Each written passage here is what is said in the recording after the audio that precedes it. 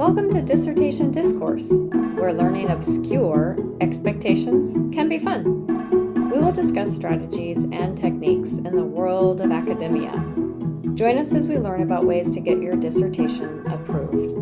Our guests include expert faculty reviewers, mentors, writing experts, and even students who have survived the process. I believe that learning should be easy to understand and fun. That's why I've created a podcast that's both informative and entertaining. This is Dr. Catherine Van Osselt, and I am thrilled to introduce Carol Mottaz. I just wanted to say how much I really am honored to speak with you because you've been helpful with some consultations that I've had with students in the doctoral program. And introduce yourself. And then I'm also curious, how long have you been doing this and how did you get involved in IRB? Like your level of expertise is pretty extraordinary. So tell me just a little bit about that before you get started with your tips. I've been with Capella for 24 years when it was quite young. And have taught I was part of the team that started the EDD program. Wow. My love is action research. And an opportunity came up when we developed the EDD.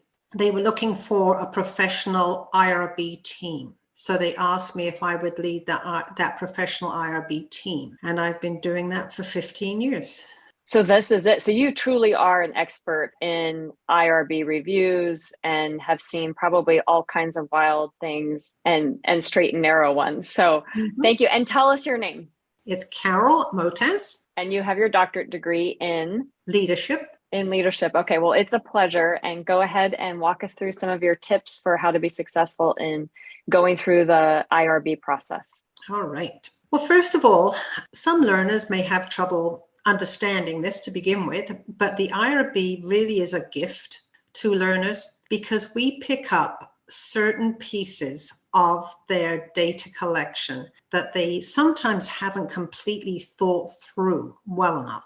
And if we didn't pick up those pieces, then their data collection might not be very successful or even successful at all. So if people could keep that in mind, that everything that we recommend and everything that we say, it's designed to really enhance their studies. So a successful IRB application, it begins with a detailed, well-written project plan. And we really rely on that very heavily to determine what's going on. And it ends with consistency between that project plan and every IRB document. And I'd like to give an example of inclusion-exclusion criteria. So by the time a study comes to the IRB, the inclusion-exclusion criteria need to have been very well developed. And those same inclusion-exclusion criteria have to be identical on the IRB application, on the recruitment documents, on the screening form, and in the informed consent.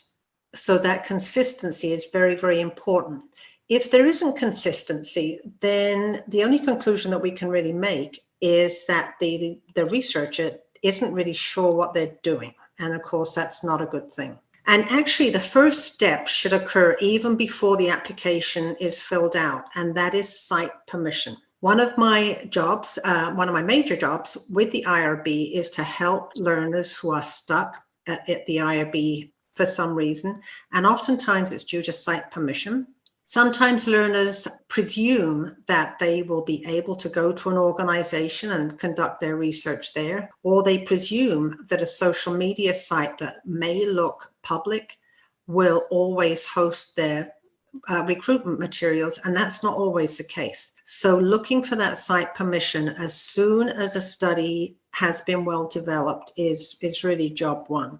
The second step is to register in IRB Manager and read the choices of documents in there, and also then go on to open the appropriate IRB application, whether it's capstone or a dissertation, and look and see what we are going to be looking for, because a lot of that can actually be folded into the project plan. And when completing the IRB materials, it's really important not to copy and paste whole tracts of information from the project plan. Instead, it's so important to carefully read what's required in each of the boxes and address that completely but succinctly with no additional information. We sometimes see a lot of kitchen sinks that have been thrown into these boxes that muddies the water very much. Then when the applications come into the office, they're screened for completeness before they're ever sent to a reviewer. And they're also screened for level of risk. If a study is reviewing records or someone is being interviewed about the presence of data without asking an opinion, it would be designated not human subject research, NHSR. For example, if a participant is being asked about the different methods to file an insurance claim, this would be not human subject research. Then the remaining studies would be classified as human subject research. And this falls into two categories. There's minimal risk and greater than minimal risk. Minimal risk studies are reviewed by a single reviewer, but greater than minimal risks are reviewed by the full IRB board of 10 members that meets every week. So now let's look at the chronological sequence of events. The first thing that should have already been determined, as I said before, is the inclusion-exclusion criteria. But the inclusion criteria are the people who you want in your study. But the exclusion criteria are not the opposite of the inclusion criteria. They're individuals who actually fit the inclusion criteria but need to be excluded.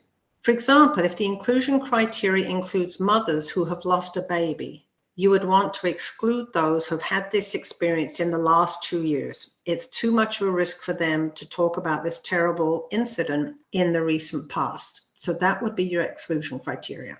The next step is the recruitment of participants, and it basically occurs one of two ways: through an organization or social media site. All recruitment materials have to include 8 required elements. These are in IRB Manager, but I'll mention them now so that you can just keep them in mind. A statement that says you are conducting research. The study is part of your doctoral education program. The inclusion and exclusion criteria. The activities that will occur, your name, contact information, and how to ask questions or enroll.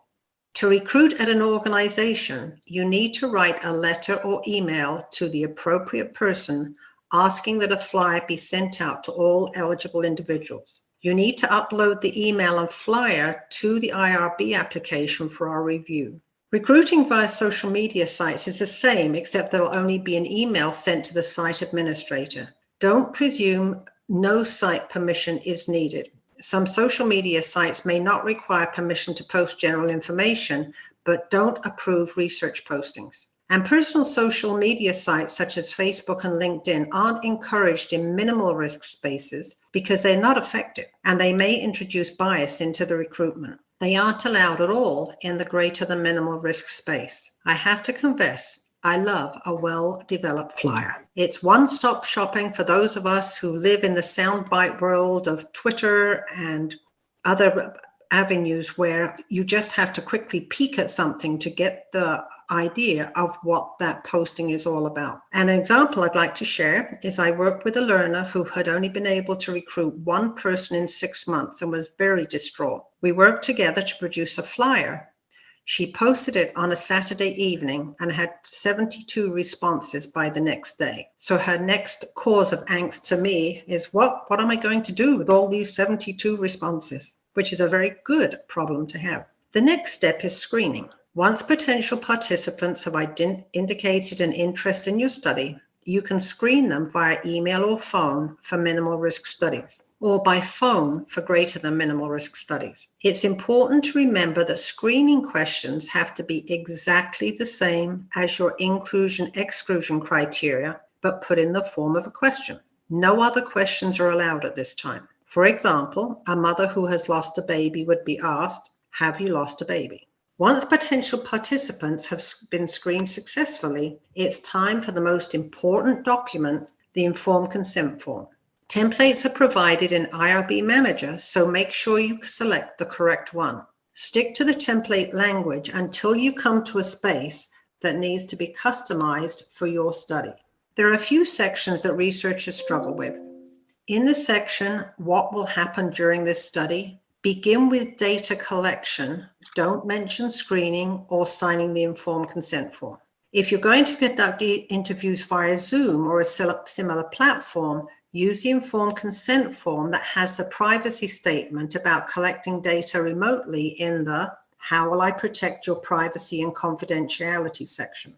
You can only include personal data that's going to be used in the analysis of the data. For example, in qualitative studies with less than 15 participants, it's very unlikely that any personal data can be used for analysis, so none of it is allowed. If data is going to be collected remotely via platforms such as Qualtrics or SurveyMonkey, signing the informed consent document may be waived and consent indicated by clicking on a button at the bottom of the form to proceed. In this instance, you can't have the signature lines at the bottom of the form, so you can just delete those. Finally, permissions are needed for all sites where data is to be collected, unless a social media site says no permissions are needed. And instruments that are going to be used also need author permission. And an important thing to remember is that all IRB materials have to be approved by your mentor before they're submitted to the IRB. The best way to do this is to use the link in IRB Manager to invite your mentor to be a collaborator. This will save both of you a lot of time and anguish, as your mentor can get into your IRB Manager file and see exactly what you have posted and where you've posted it. If you have any questions, there's a link in IRB Manager to sign up for a consultation, or you can contact the IRB office staff. We're actually all very friendly people and are happy to help you with this part of your doctoral journey. You're the best. That was so lovely. Thank you so much. That was really helpful, truly. I am so curious. Yeah, thank you. Tell me a little bit about, I love that flyer story. And it's funny because I feel like flyers, they seem simple, but I always find a lot of glitches in them. I find mistakes and errors. So what did that person do? And what do you think made it stand out and be attractive to respondents? She had a little artwork in there.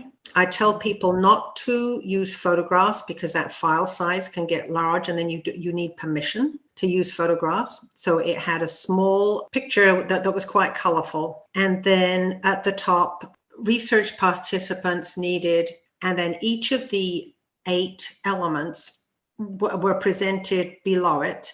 And so then because you only include the 8, that the font size can be quite large. Okay. And then it's, I think that the thing is, it's so succinct because the email that she had been using, it was a whole page long and it wandered from one topic. I would really appreciate this, and this is what I'm interested in. This is what my dissertation is about. And I got halfway through and I thought, I'm not reading any more of this. So if people can click on a link to a flyer and bam, it's there in Twitter world, then it just makes, it's just the world that we live in right now. So it's ease of access. I'm curious, have you seen similar success with QR codes? We're seeing QR codes and we're just beginning to get them now. The only thing with QR codes is that you have to make sure that everyone is comfortable using them. Okay. So it can be in addition to, like, either click on this link or use the QR code. Where we've seen QR codes is actually on the flyer. So if somebody is going to host everything on Qualtrics or SurveyMonkey, that QR code will take them to the screening document. And then they've had a QR code. Somebody did have a QR code that took them to the informed consent, but then I think I took that out and said, no, once they've gone to screening, then everything should flow. So the screening document, then the very next thing would be the informed consent, and then the data collection.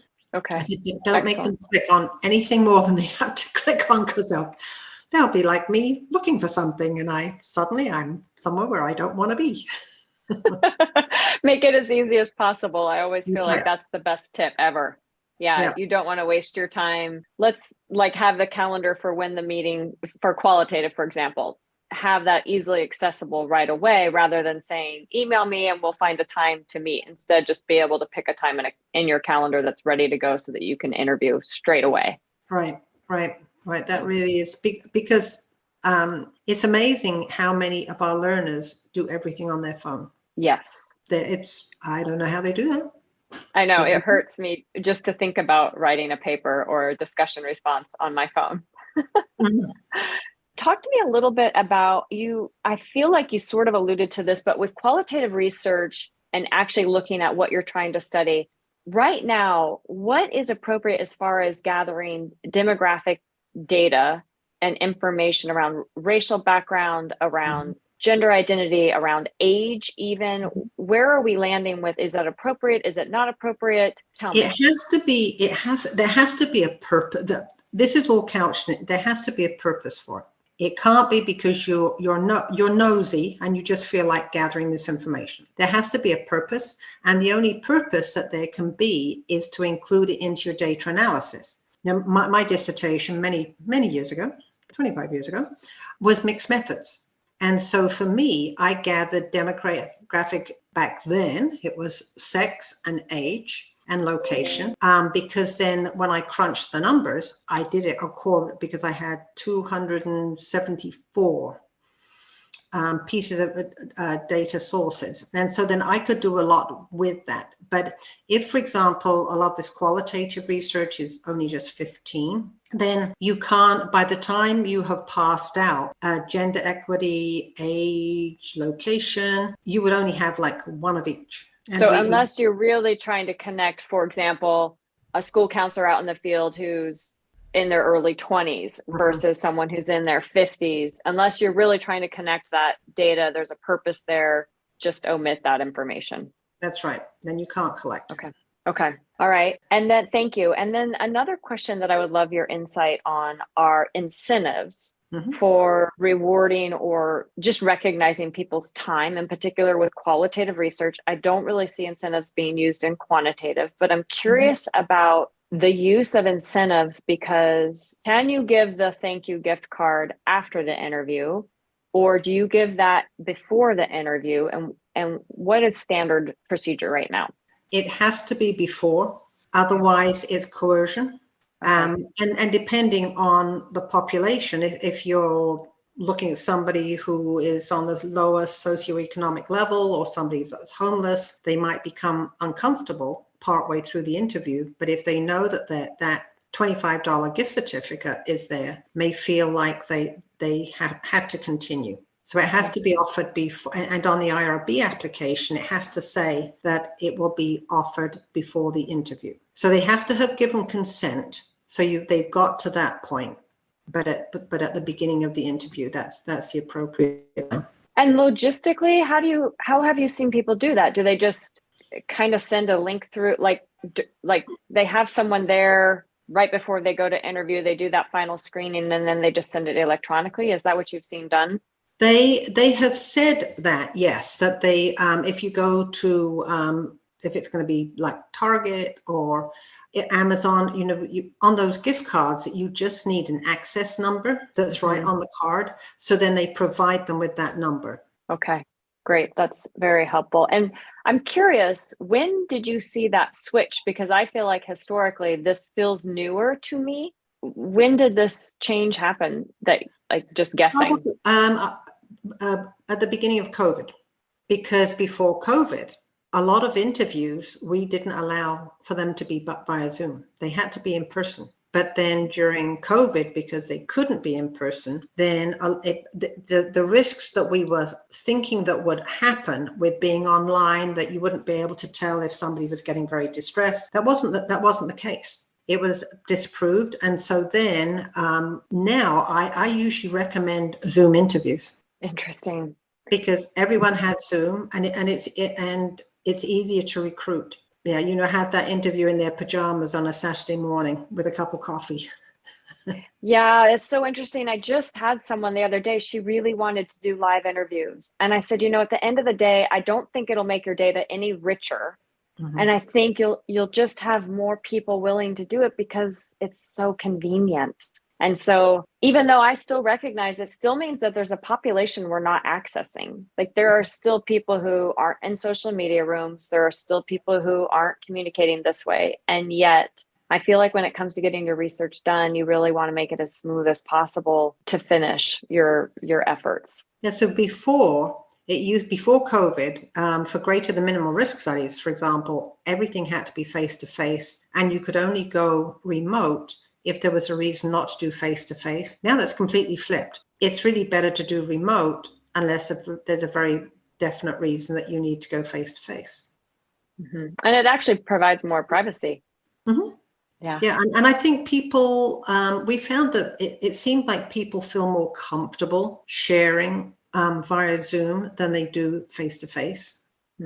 Yeah, a little bit of, again, I think that might be just gets to that privacy or sense of, or maybe intimacy, because you're just in your home telling Right. someone how you really feel about something. And that little barrier between yourself and a stranger, because that's who the researcher is. Yeah. Yeah. So Well, thank you so much. Any wild, funny stories coming through IRB review through the years? I'm sure there are. Any that you can share in the privacy of our Zoom room? yeah. Not funny stories, but just it's been interesting how we'll ask someone to make a change and they'll not do it for maybe 3-4 times, and then we'll consult with them and they'll say, well, I didn't think you were really serious. Well, and what I want to say is this has just cost you about $1,000 in tuition to kind of get the memo. Yeah. I think that is that level of precision that the IRB takes, and the dissertation, that you have to integrate every single piece of feedback and actually do it. And it is a methodical process. And I feel like sometimes when learners are just coming to this experience, they don't maybe quite grasp how detailed it has to be. Yeah. And everything that the IRB does is controlled by federal mandates. There's little to no wiggle room for us. It's either something that you do or something that you don't. Excellent. So that's sometimes hard for learners, because they say, well, what is the big deal to do this? And well, especially because the IRB team, I think the newcomer to the group came to us about 10 years ago. He's the newcomer. Oh my goodness. Okay. All right. And that's probably because of that federal rigor as well, that you have to be accurate as a reviewer to make sure you're catching everything. But we love our job. We love, and it is fun to see the students make it through and get on their way. And see what they're researching. Yes. Yeah. Any last thoughts around biggest mistakes you see? Or is it just like, well, what are the biggest mistakes that you see people make in general? Lack of consistency. Okay. They will have, in their research plan, they will have 5 participants. On their IRB application, they'll have 7. On the inclusion, on their flyer, they'll have 12. I mean, it is a bit amazing to us. And that's why they really, now, this is something new for mentors being collaborators, but it is so important as a mentor, because I think the funny story is that they have been horrified what their students put in the IRB manager and say, well, we talked about this. Oh, I copied and pasted the wrong thing. Yeah. So that is that attention to detail. It is very rigorous. It's you have to be very precise with everything that you do, because otherwise it delays everything and it just takes longer. It's going to get caught at some point. So put the effort in at the front. Right.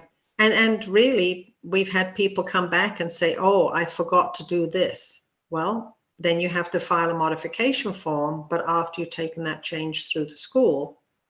And so right in the middle of beginning data collection or recruitment, then they realize they've made a mistake and they have to take those steps backwards. Oh my goodness. That is actually, can I just get your, I guess, confirmation on what I think is correct? In qualitative research, if it has already gone through IRB approval, and then you have your committee meeting and everyone's looking at your guided interview questions, and we go, oh, we don't really like the wording here. Let's change this. Let's adjust this. As long as it is still to the spirit of what we are studying, as long as it's not really changing the ethos of the research itself, it's fine to change those guided questions. You don't have to put in for a revision again through IRB. Is that correct? No. No. Any changes have to come back to the IRB.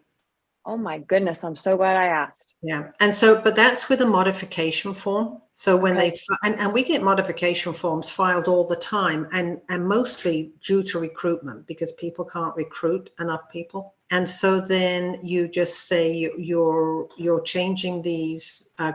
You can drop questions. Okay. as long as it's just maybe one. I had one last week where the researcher was asking about religious affiliation, and then the committee said, well, you're not doing anything with religious affiliation, then so you can't include that. And I approved that one. But mostly it's much better to err on the side of going back to IRB, because a modification request can be taken care of in a day or two. It's quick. Okay. As long as the justification is there, and the justification would be that the committee didn't feel like, with greater than minimal risk studies, we go through everything with a fine-tooth comb.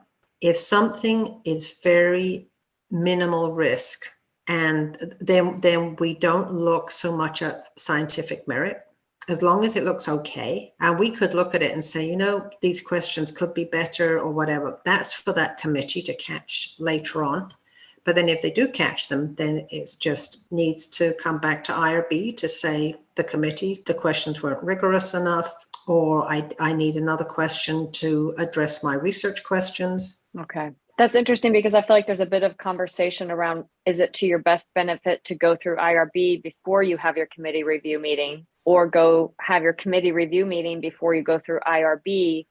What do you think? If a study is solid, then committee review first would be great. That's what we would like to think. So then it would be much better to have the committee review first. And just set up that expectation that there may need to be a modification through IRB after we meet. Yep, there may be. Okay. All right. So review it first, have the committee on board, then send it to IRB, and hope that no modifications need to be made and that everything goes through. And it's an excellent design. Right. That's the goal.